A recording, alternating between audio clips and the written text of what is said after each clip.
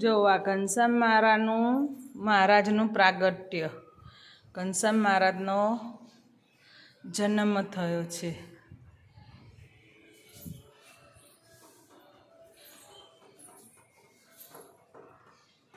ઘનશ્યામ મહારાજનો જન્મ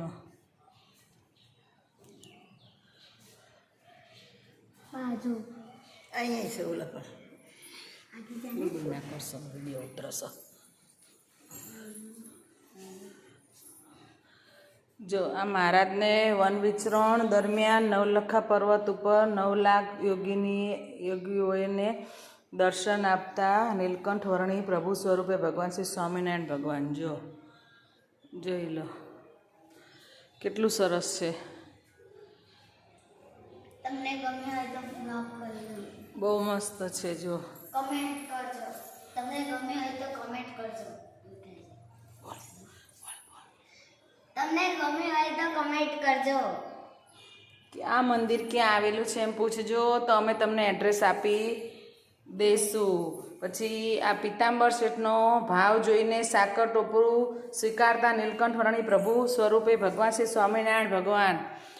જો આ સાકરને ટોપરું આપે છે ભગવાનને, નીલકંઠ વર્ણીને. નીલકંઠ વર્ણીને એમ કહે છે કે સ્વીકારો તમે સાકરને ટોપરું. ઝાડ નીચે બેઠા છે નીલકંઠ વર્ણી. પછી આ છે ભગવાનમાં દેવજી ભગતની ધર્મશાળા એ સદાવ્રત આપતા મહાપ્રભુજી નીલકંઠ વર્ણી. આ સદાવ્રત આપે છે દેવજી ભગતને.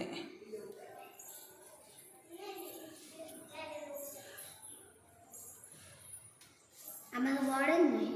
ચલો નાના હવે તમારી બાકી છે. જો આ મંદિર બનાવ્યું હતું તો ભગવાને જાતે પથ્થર ઉચક્યા હતા.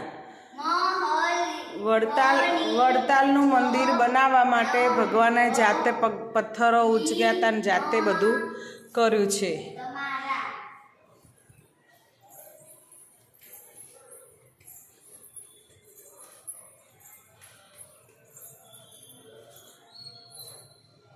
પછી આ ઝીણાભાઈને પોતાને પહેરવાનો જામો આપીને સત્સંગનો જામો થશે તેવા આશીર્વાદ આપતા ભગવાન શ્રી સ્વામિનારાયણ ભગવાન. જો આ ઝીણા ભગતને પોતાનો પહેરવેશનો મતલબ કે જામો આપ્યો હતો અને સત્સંગમાં જામો પડશે એવું સ્વામિનારાયણ ભગવાને કીધું હતું. તો કેટલું સરસ છે મંદિર. બોલો જય સ્વામિનારાયણ.